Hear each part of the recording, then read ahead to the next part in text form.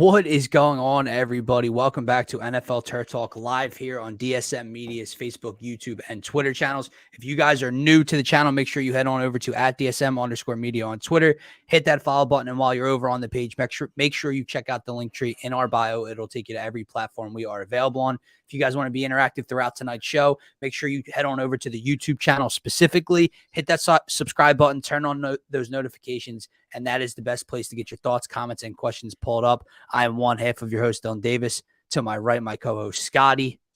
Man, we've had a lot of Victory Mondays throughout the season here on NFL Turf Talk, but none sweeter, none better, none more celebratory than this one as the Philadelphia Eagles are Super Bowl bound. Scotty, how are you feeling on this glorious Victory Monday?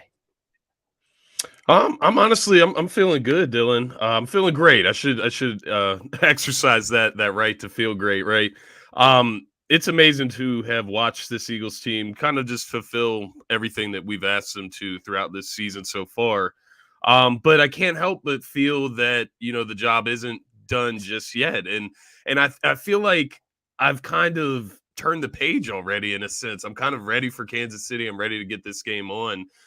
Because I want to see the Eagles fully complete this destiny. Because as you can see right now, and we're gonna obviously get into this 49ers game, but it's one of those things where it's kind of like we told you so. And I know the quarterback situation, there's going to be all types of excuses that are thrown around there. Which is why I am eager to play this AFC matchup, because no matter who it was going to be a quarterback that you can no longer make any excuses about, right? Because that's all that matters, is if the quarterback is great that you're playing against. Otherwise, you haven't played anybody tough. That's what everybody says, right? So this is our opportunity to debunk it all, right? By winning the Super Bowl and being named the number one team. But as far as after that game last night, man, it was a sense of gratefulness, appreciation, of course, like the fact that your team was just able to get to this point and give themselves this opportunity, and then ultimately took advantage of it. But also just the feeling that this team gives you, right? Like, it gives you the vibe that this is deserved, that they have put in the work. You saw how happy they all were last night.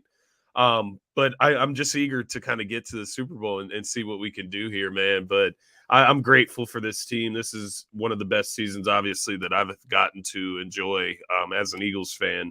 And that I can't say that enough, right? I'm sure we'll exercise the appreciation throughout this show, but it's just been an amazing journey so far, man. And we got one more to go. I'm so glad you bring that up. And Phil's second comment here is still one more to go. And listen, this team has taken on the identity of its quarterback, the attitude of its quarterback. But somewhere along the line throughout these last 2 years, and more so even this year, this city, this fan base has taken on that type of attitude, because it's like you said, it's not just the I told you so, like I'm throwing it in your face. Ha ha, I was right. It's the I told you this team's really good. It's expected now. And that's where the job's not done. Business isn't finished yet. One more to go. And you see Jalen on the sideline as the clock's ticking down last night. You can read his lips and basically just one more, man. Like, job's not finished. What am I smiling for? And listen, we don't celebrate enough here in the city of Philadelphia, because we don't have a large history of winning, right? So it's only the third Super Bowl appearance of my almost 25 years. It could be the only second win in franchise history if they come away with it in 13 days. People took to the streets, rightfully so, but like you said, and maybe it's because I told you before the show started, I don't know if it hasn't fully kicked in or if it's just that, man. Like, I'm still hungry. This team's still hungry.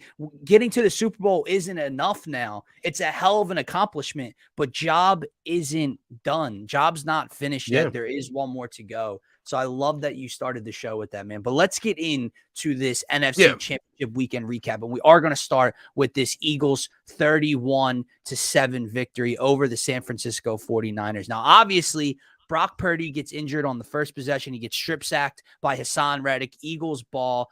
It came out about an hour ago that I'm pretty sure he fully tore his UCL. He needs surgery. He's out for at least 6 months, no football activities, etc. Josh Johnson comes in. Dude's been with 100 different teams throughout his NFL career already. He gets concussed by being thrown on the ground. And then, they have Purdy come back in just to hand the ball off. They have McCaffrey try to throw the ball, all this stuff. But I want to start there.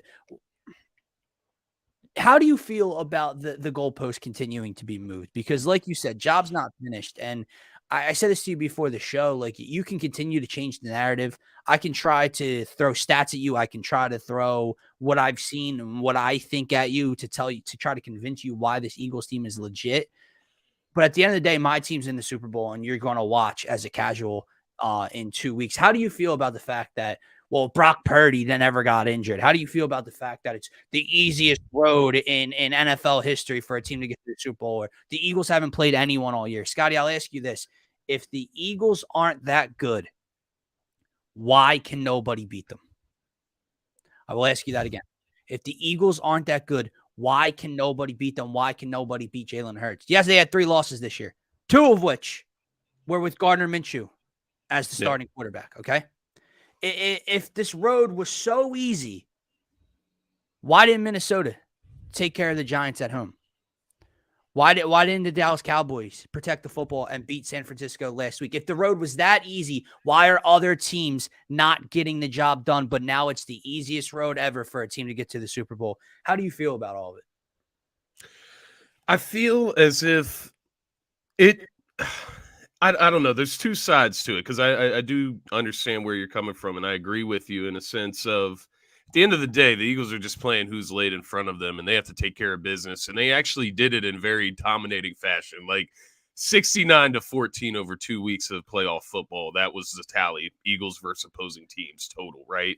So not only did they win, it's almost as if people are treating it as if the Eagles squeaked out with a victory. You know what I mean? Like if it was coming down to the wire and Josh Johnson stays in the game or CMC's out there running the Wildcat and they're taking us down to the wire, exposing our defense with a Wildcat offense, and all of a sudden we win the game 31-28.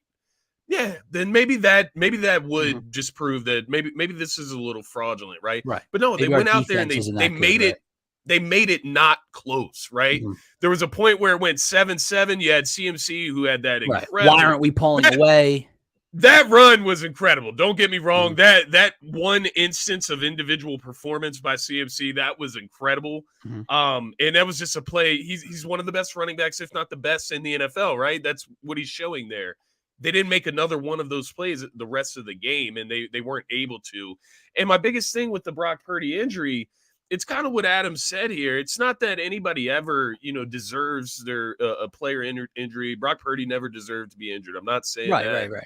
But it's more or less karma just for the way these Niners fans came into Philadelphia acting.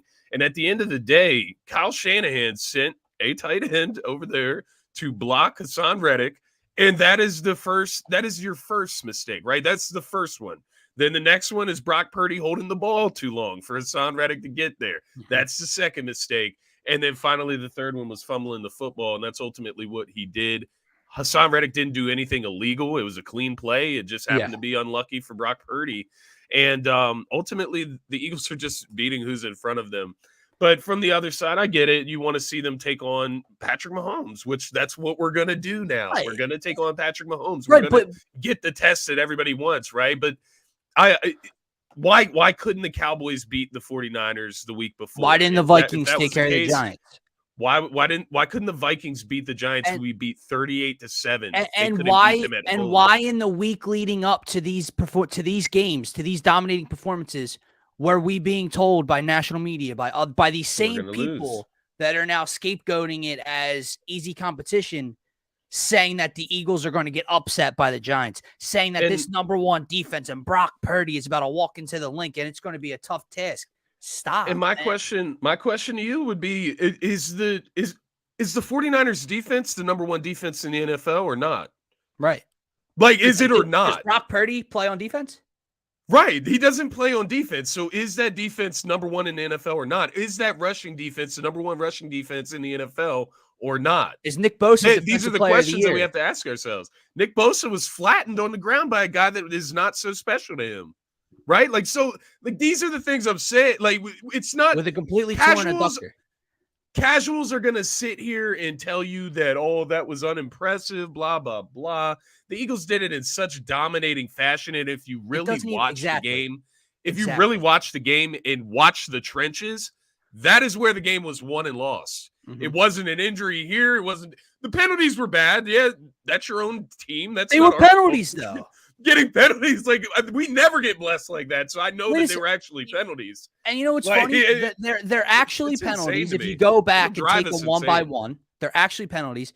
And what about the Josh Joby? Now it was done by Josh Joby, but see how I don't blame the ref? Yeah. I say, what the F are you doing? But mind you, Josh Joby got taken to the ground out of bounds and slammed and smacked before the ref saw it. Into Bosa, their own player. With the 15-yard penalty. Like it's so crazy to me, man.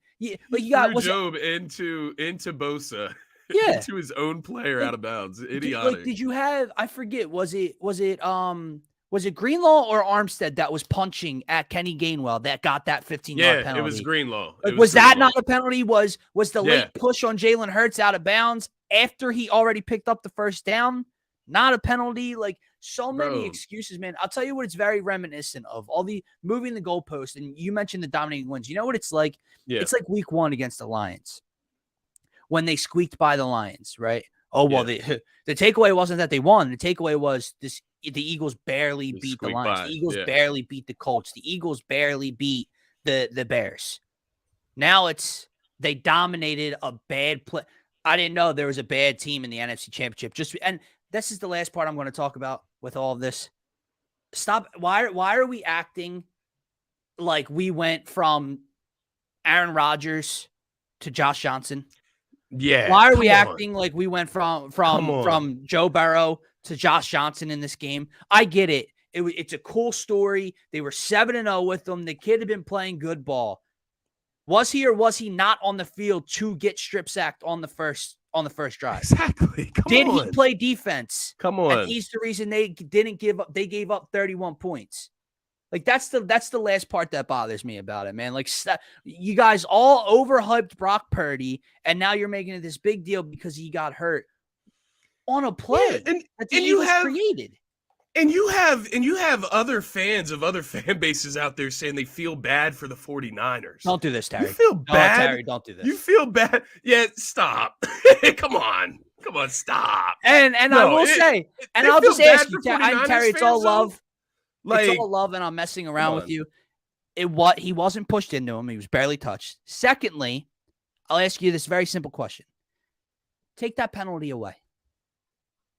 Does that change anything? You know what I mean? Like, yeah, you can pinpoint that. Maybe it's not a great call by the ref. Does that change the 31-7 ass whooping?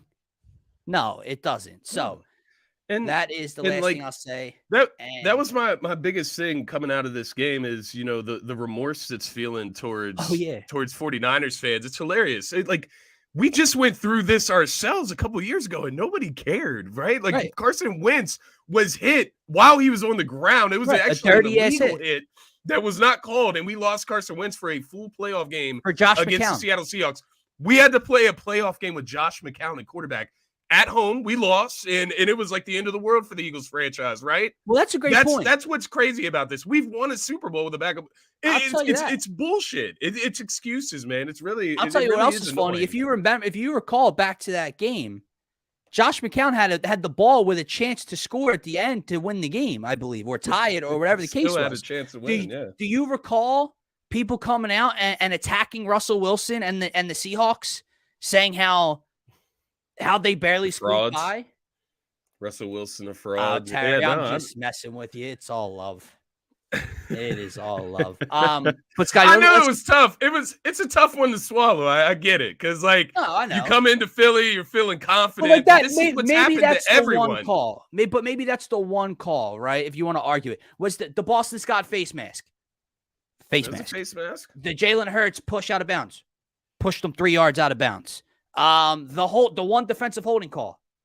clear as day. Didn't But let Goddard break into his route. Like, you know what I after mean? Like, stuff like after that. you Like, finish the game the way the 49ers did, I don't think you can complain about calls oh, and I anymore. lost respect Trent for him. Williams Lost respect disqualifies for him. everything that was called in the game because Yeah. he was out there acting like a sore loser, and So that's just a lot of let's that get was into this game a inappropriate, little man. I bit. mean, that was a little ridiculous, but yeah, I just don't even feel like there should be any complaints from that side because Right. honestly, Trent Williams wouldn't be playing next week even if he did advance. It really wouldn't matter. Exactly. Let's get deeper into this one. Because there is a lot to break down and look at, but we talked a lot about penalties and we talked a lot about goalposts moving and et cetera, et cetera. The bottom line is the 49ers unraveled. And it starts with their head coach. Now I get it. Yeah. You can disagree with calls. All head coaches do. I've seen Nick Sirianni blow up on refs for questionable calls, whether he was right or wrong for it. But Kyle Shanahan was on the sideline reaming the referees out after every single call. No accountability for the punching of the ball on Dre Greenlaw, nothing like that, right? Bitching, complaining. He doesn't throw the challenge flag on the Devontae Smith guy. When Devontae Smith pops up and starts going like this, and that's not a sign to say it was blowing my mind. It was blowing my mind. Complete the sketch. So the bottom line is they were undisciplined. They started to unravel. You saw it, like you mentioned, with the whole scuffle at the end and Trent Williams. And it starts with their head coach. It starts with their boy genius head coach that thought, let me throw a tight end over to block Hassan Reddick. He strip sacks Brock Purdy, ends up injuring Brock Purdy, unfortunately. If you remember, I believe it was Josh Johnson's like first or second play in the game, tried to throw two tight ends on him. No one picks him up. Yeah. Maybe a fumble, maybe not, whatever. Big loss, big sack, right? So it starts there. That was my one thing I looked at. Kyle Shanahan was an absolute fraud, and he loves to be praised for his third-string quarterback work. Well, he ran out of magic pixie dust. This is what he does. This is what Kyle Shanahan does, right? Yep. He chokes in the big game, and that's exactly what he did very early on in this game. And then I look at the trenches and I look at the defense for San Francisco. I've mentioned a bunch of times, did Brock Purdy play defense? No. Why did San Fran let up 31 points? Why did San Francisco's defense, who over the last 11 games before this meeting with Philadelphia, who only averaged 73.5 rushing yards per game, get gashed for over $140? Why did Nick Bosa, Defense Player of the Year, going one-on-one with a dude with a completely torn adductor in his hip? 0 sacks, 0 pressures, zero nothing, not a zilch. He was a zero. He was a zero. That's what Bosa was. Meanwhile, your non-Defensive Player of the Year candidate had a sack and a half, a strip sack, a fumble recovery, and like 5 QB pressures or hits. That was the difference in the game. And where was on both sides? Where was Fred Warner on those gashes in the red zone where Miles Sanders is walking into the? I mean, he touched. They got dominated up front. Like it's as simple as that. Miles Sanders. It wasn't Miles Sanders making some incredible play. He walked into the end zone. Like it wasn't rocket science, right? It was just mano-a-mano. You saw it down the stretch, especially when Nick Sirianni just said, "All right, we're gonna QB sneak it until we score." Yeah. Like he literally ran it back to back in your mouth. Like by the way, how disrespectful was that? It's hilarious. It's super disrespectful. You're strong up front. What is it? It's also just challenging you. Like 49ers, if you are this physical team, come and prove that to us. And that was mano-a-mano, and they couldn't do anything about it. Brock Purdy isn't on that defensive line. No. He's not there. That's not his job. No injuries on that defensive line. Absolutely not, man. But Mailata was awesome. There's one of Mailata is like, or Dickerson, one or the other on the left side of the line is holding a block, and then here comes Kelsey, and just see it. I think it was Arik Armstead goes about 4 yards the wrong direction. Did you see? I know you saw this one from Baldinger, Brian Baldinger. Oh yeah. Oh my God, when Mailata pancake Bosa, oh my God. What do you think he's saying to him as he has him pinned on the ground for like 5 seconds looking at him? I couldn't what even in that accent too. I don't know. Maybe he sang something to him. He sang him a lullaby. Merry Christmas. Yeah, he sang him a lullaby. Warner was forced to spy Hurts, especially in the red zone. That's what Hurts does to this offense. Takes your best players. Fair enough. 100%, man. And Scotty, let me throw this to you, Thank you for that. Because I've seen a lot of back and forth on social media about this. And that's why this is kind of looking towards the Super Bowl, but kind of not, because I'm really excited, man. So if you go back to the Giants game, Jalen Hurts, 2 touchdowns to start out the game, not much competition. Only had to throw for like 156, 154. Didn't have to do much through the air, right? Because of how dominant they were. This one, he wasn't great, man. Like, he wasn't bad, but he controlled the game. He started out like 8 for 10. He didn't turn the ball over, which was all great, but he had a couple miscues. The A.J. Brown throw, the zone read on the goal line, right? He wasn't great. I'm looking at this and I'm saying, man, 14, whatever you said it was, 64 to 14, 68 to 14 differential, and an MVP candidate hasn't even had a day yet. How did you think he played overall in San Fran? And basically my point of this question is that just shows you how great this team is. They don't have one specific identity. They can beat you in a multitude of ways, and it doesn't take a Herculean effort out of the MVP candidate to go and beat the number 1 defense in the league. I think ultimately my grade for Jalen Hurts in this game, I would lean around a C plus B minus range, right around there as far as his performance. And the reason I lean kind of towards that B minus range is obviously only 121 yards. He was 15 for 25, had 10 incompletions, obviously 39 yards, 11 carries, right? So nothing crazy on the ground, but he also didn't turn the ball over. And that's the biggest thing here. You look back to that matchup against the Cowboys, Dak Prescott turns the ball over twice. That's how the Cowboys ultimately lose that game. So Hurts didn't ever put us in a situation where he was going to lose us that game. And that's all you can ask. But then you can take it a step further. Something that Abe pointed out, the effect that he does have on that running game, especially in the red zone when you're getting those gaping holes for your running backs, that obviously opened it up a lot. And then you just had the final touchdown drive, right, where he kind of took over with his legs. I know it doesn't feel like it, right? 39 yards. It doesn't show up in the box score, but it doesn't show up there. But he made some plays with his legs in that game that were kind of just only Jalen Hurts could do that, right? And escaped out of the pocket, out of a couple of tackles, right, for yards. And then ultimately the play calling down the stretch was pretty impressive with the QB sneaks in the red zone. But overall, there were the misses to A.J. Brown, or the miss to A.J. Brown, I should say, that clear one where A.J. Brown had his man beat deep. It obviously was way overthrown past him. But at the same time, you didn't need him to step out of his box, especially in the second half. You didn't need to take those risks. So I would say against this 49ers defense, we can't take that out of the equation either. This was an impressive performance. It was a fair performance, right? C plus, B minus, just passing the class type of thing. But they didn't need an A plus performance in this game from their quarterback. And I think it's as simple as that. Hurts did all that we could ask for to win this game as far as I'm concerned. And I think that's the biggest thing. The 49ers defense, that is the best defense in the NFL, right? Like, is it or not? That's the question that if you're going to challenge this road to the Super Bowl, if you're going to challenge what the Eagles have done in this last game specifically, ask yourself, were you going into this game saying that defense was the number 1 defense in the NFL or not? We dropped 31 points on them. It's very simple. It doesn't have to be so complex. Right. Exactly. We literally dominated them where they say that they're supposed to dominate. The trenches. That is where the 49ers that's where they win games, right? Up front. Blocking for Purdy, running the football. They weren't able to do those things ultimately because the Eagles' defensive line is too deep. They're able to float guys in. They rotate them throughout the game. You have anywhere from Robert Quinn to Ndamukong Suh you're seeing on this defensive line. And then on the offensive line, we've talked about it all season. This is the best offensive line in the NFL. But Hurts, I can't complain about this performance. Although I get it, I want to see, and I want to. He's going to have to be better than that in the Super Bowl, right? I would imagine we're going to have to. My point was he's going to be. Like, that was my point. Like, we've seen it all dominating in the divisional round and NFC Championship, and this dude hasn't even really gotten it going. A.J. Brown, 22 yards, 28 yards. Goddard, not much of a factor yesterday. Scotty, I think it's so interesting about this team how you and I did our best bets for the game, and Jalen Hurts over 1.5 passing touchdowns was on there. And why did we say that? Why did we think that?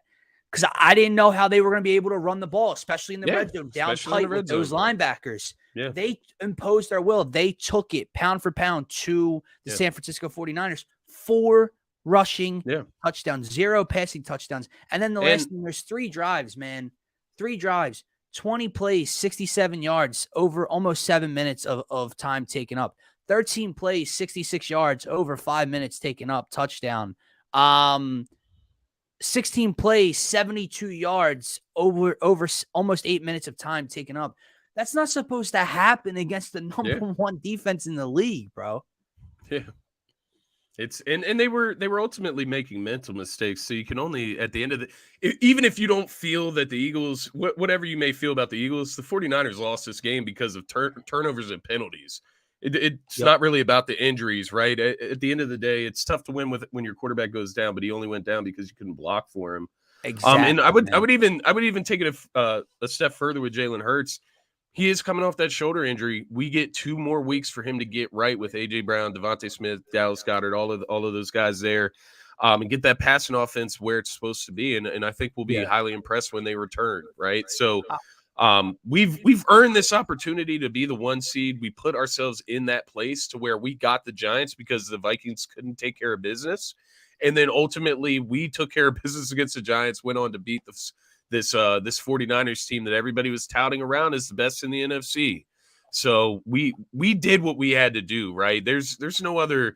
I just don't understand the goalpost moving, man. I get it from like a Cowboys fan perspective. Like if you want to do that as a Cowboys fan or an NFC alternative fan, divisional rival, you're going to create anything in your head to make it just not seem because it's your worst nightmare, right? But like people outside of the division, it's a little ridiculous because wouldn't you give up anything for your team to be where the Eagles are right now? I think that's why the goalposts get moved. Because, it's weird. Yeah, 100%. Because if they went and got to the Super Bowl, if their team, let's say the Giants did get the Super Bowl this way, would that be the same thing for them, or no? They beat who was in front of them. Oh no, it'd be the greatest. It would be the greatest Super Bowl run of all time, right? But I 110% agree with this, and I'm not going to let the fact that Brock freaking Purdy got injured in this one, and that's the reason people aren't supposed to enjoy it, or it's not a dominating performance. Whatever helps you sleep at night, right, man? But let me ask you a question. Like, how did they think that game was going to go when he's fumbling on the first possession? First drive. Like, how was that game projected to go with him in the game?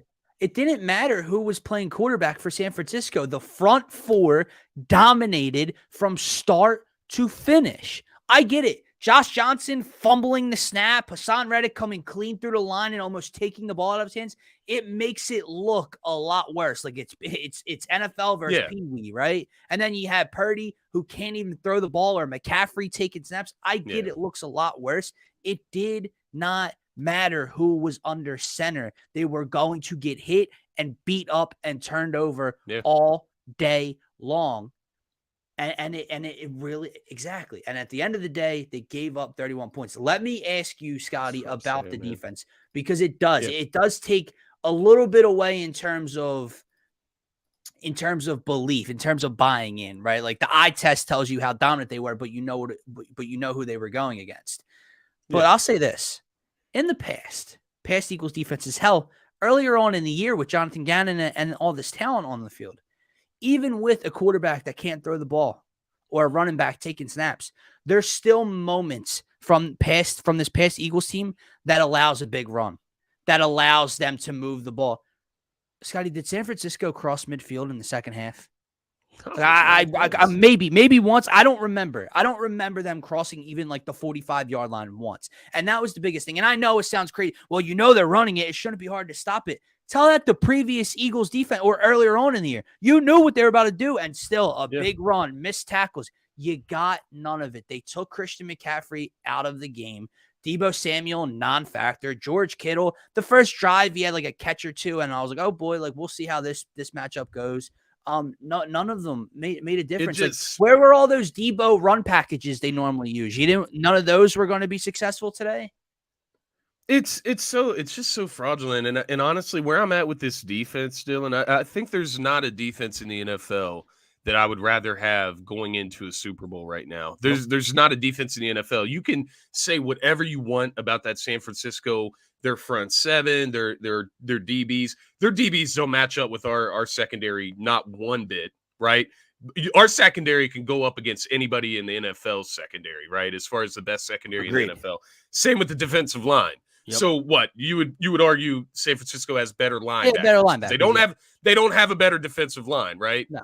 By how much better linebackers? By how much? Because TJ Edwards, Kaiser White have played really well. Fred Warner is arguably the best in the game, but like the pairing, you know what I mean? So I look at this, and the more I think about it is maybe the Eagles are just that good. Maybe it just really doesn't matter who steps in front of them when they're fully healthy, when Avonte Maddox is out there, when Chauncey Gardner-Johnson is out there.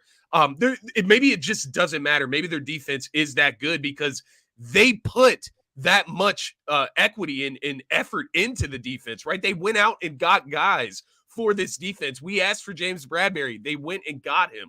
We want CGJ. We want a safety. They went and got it. We wanted extra pressure off the edge. They went and got Hassan Reddick. They went and got Robert Quinn. They got guys. There's a reason this is happening.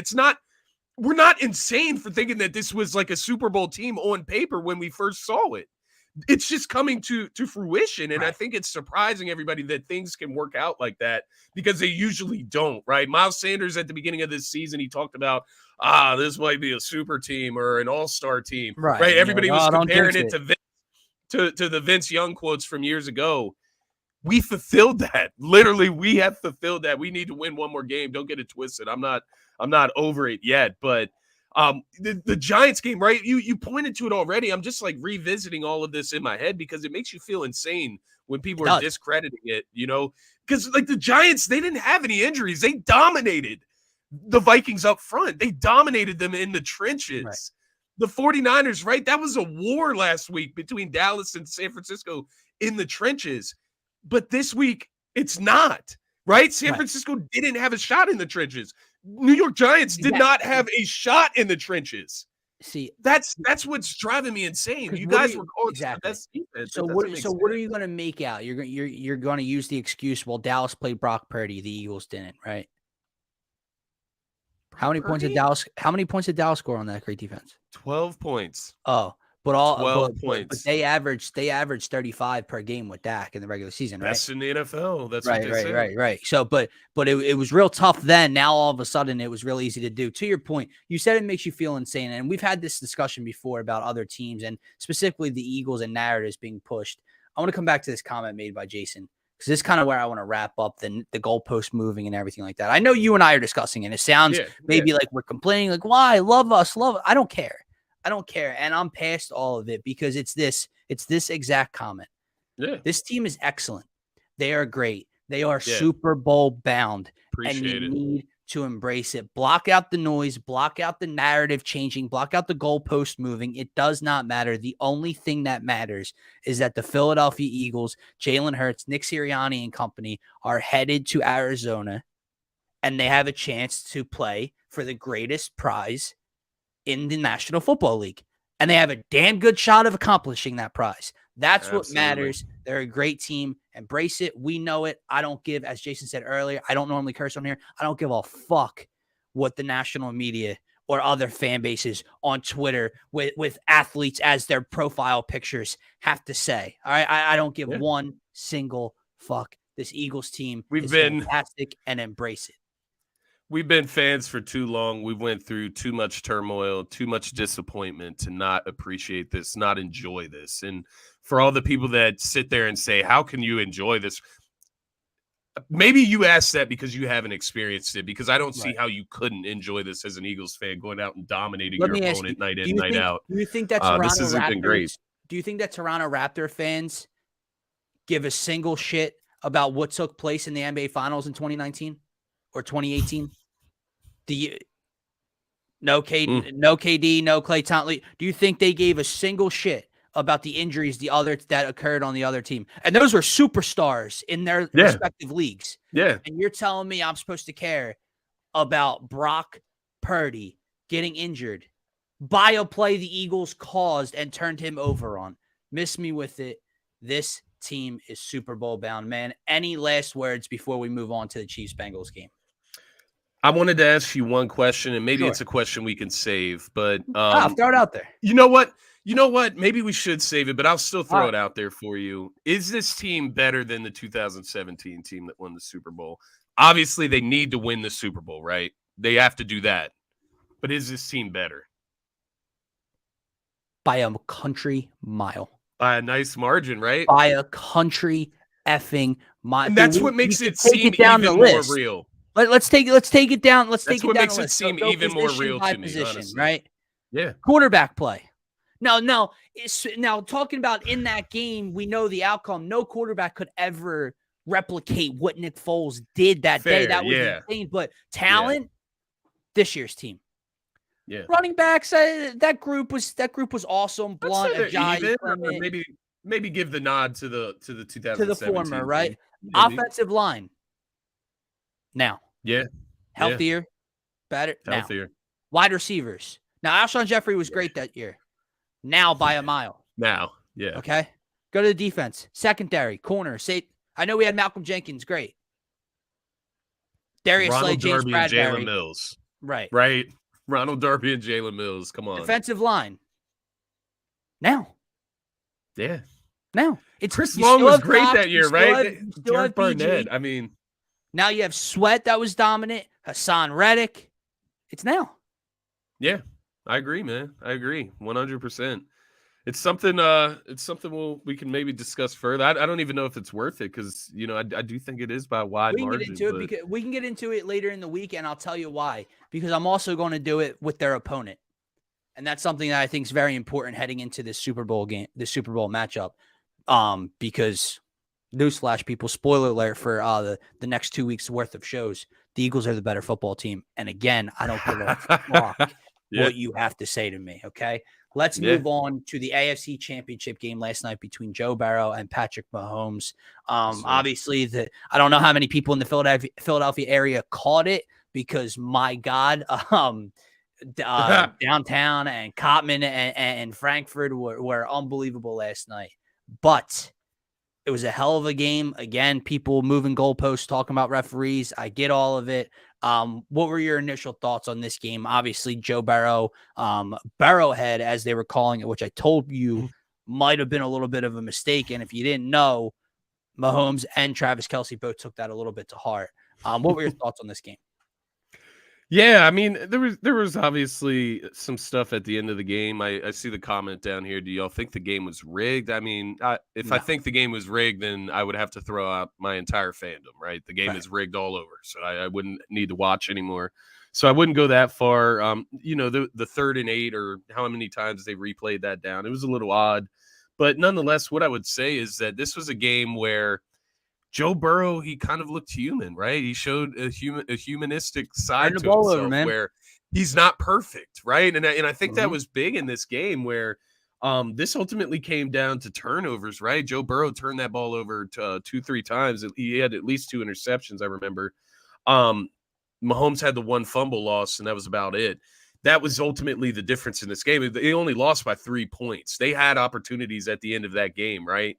So even on that possession where they replayed it down, I believe the end of the possession was still a punt for KC, and Cincinnati gets the ball back. So once again, same as the last game. If you're going to complain about calls, I don't know really what to tell you about it. It definitely sucks for Bengals, but at the same time, they were due to lose to the Chiefs. We talked about that before the game. It's really hard to beat a great team 3, let alone 4 times, which was what they were aiming to do. I thought that the Bengals would come in with the better defense, and that would ultimately cause some problems with Mahomes, obviously not being 100%. But what I would even take a step further, Kansas City's defense outplayed Cincinnati's defense, right? They got after the quarterback. They forced the turnovers. So giving some credit to Kansas City's defense, they ranked 3rd in the league in sacks and total sacks on the season. So obviously they get to the quarterback, Chris Jones, Frank Clark. Great players there. That was overall the Chiefs were the ones that won that game, right? Like, let's not take that credit from them is what I'm basically trying to say. And it's the same thing we're asking for the other game, right? Right. But I'm that's where I'm at with this game. I picked the Bengals to win this game, but ultimately they went out, they didn't do the things that they needed to, and Kansas City did, and then you have to give some credit to them. Yeah, I think that's a great point. Don't take credit away from the Chiefs. Don't take credit away from Patrick Mahomes. Like this comment says here, Cincinnati's offense, I think Cincinnati's offensive line finally caught up to them. Yeah. And Chandler Jones was a game wrecker last night. Patrick Mahomes on what looks like a really bad injury was 29 of 43. Still hobbling a little bit. Yeah. 326 yards. And the last one was a crazy touchdown throw. Makes the game-winning play basically with his legs, right? Like, and then to your point, you mentioned Joe Burrow finally looking a little bit human. Like when you bring up the referee argument, did the referees throw 2 interceptions? Right. No. So if I saw the comment about the missed block in the back, it was on the punt return, right, to set up that field goal drive at the end of the game, where it would have took Kansas City back an additional 15 yards. Sure, I definitely feel you, and then I know there was the outrageous play of the third down play that was ran. Both special teams units come onto the field, fourth down, and they say, "Whoa, redo play." As an Eagles fan, if I was on defense and it happened to me, you're damn right I would be freaking out. But if you see the overhead footage of it, I don't know if you couldn't hear, if something was wrong with the whistle. He was running in, blowing the play off. So it's like, you know what I mean? Like, as long as you had the correct footage and it's a legitimate call, I don't really know what you want. Yes, it sucks because like why didn't like it would have hurt less if you would have heard the whistle being blown. I really think, part of this, I'm just looking back on the Cincinnati's kind of their trajectory throughout the postseason. It's like any team that had a good defensive line that can get pressure on the quarterback was going to create major issues for this Cincinnati team. You look at that first matchup in the wild card round against the Baltimore Ravens, that game was neck and neck, right? Cincinnati had to go out and win that game. Cincinnati's defense had to go out and win that game for their offense in that game against Baltimore. So it just kind of showed hints there. Maybe it kind of, got misguided whenever they blow out the Bills in Buffalo in that snowstorm. Bills didn't really have much of a pass rush, though. You saw that. They couldn't get to Joe Burrow at all. Yeah. Mind you, Cincinnati had a great game plan coming into that game to shut down Josh Allen. But as we know, Patrick Mahomes is a different beast. And obviously he had a pretty big chip on his shoulder for this one. You saw what Travis Kelce had to say. It wasn't just the Cincinnati players that had been running their mouth. And mind you, I like all of that. I enjoy the banter from Cincinnati. It's part of what makes me drawn to them from the AFC. But don't be surprised when you poke the bear. Don't be surprised when you poke the bear. And luckily, the Eagles don't do much of this, which I'm actually retrospect. I'm happy, right? I'm happy that we're normally do the that bear type of stuff. We're a respectful team for the most part. Eli Apple and my bad, barks up the wrong tree. Cincinnati mayor said something, I guess. I didn't even hear about that before the game. They obviously came into this game with some animosity on top of having lost to them the last 3 times they played. So I think I called him Chandler just Jones earlier. I meant Chris Jones, by the way. Chandler Jones. Yeah, Chris Jones is a monster, but nonetheless. I think the Chiefs deserve this win. They earned it. And like I said, I think that defense, something to keep your eye on if you're an Eagles fan, right? That pressure that defensive line brings. Like I said, 3rd in the NFL in total sacks. So they obviously are doing something right there. Steve Spagnuolo, is he still Spagnuolo, defensive coordinator? Yeah. So we know the type of pressure that he likes to bring. He likes to blitz. And they were able to stop the run in this game. I think that was another huge part that I don't want to kind of skip over. They were able to stop the run against Cincinnati, which is kind of huge when you're playing Cincinnati and keeping them on balance. So overall, I thought it was a great performance from the Chiefs. They took care of business at home like they intended to. And I don't think we need to take any credit from them. No, not at all. And I see Jason's comments about the storylines, and it is going to be a fun 2 weeks, man. 2 MVP finalist quarterbacks. The first time that 2 black quarterbacks are facing off in the Super Bowl. Mahomes and Hurts.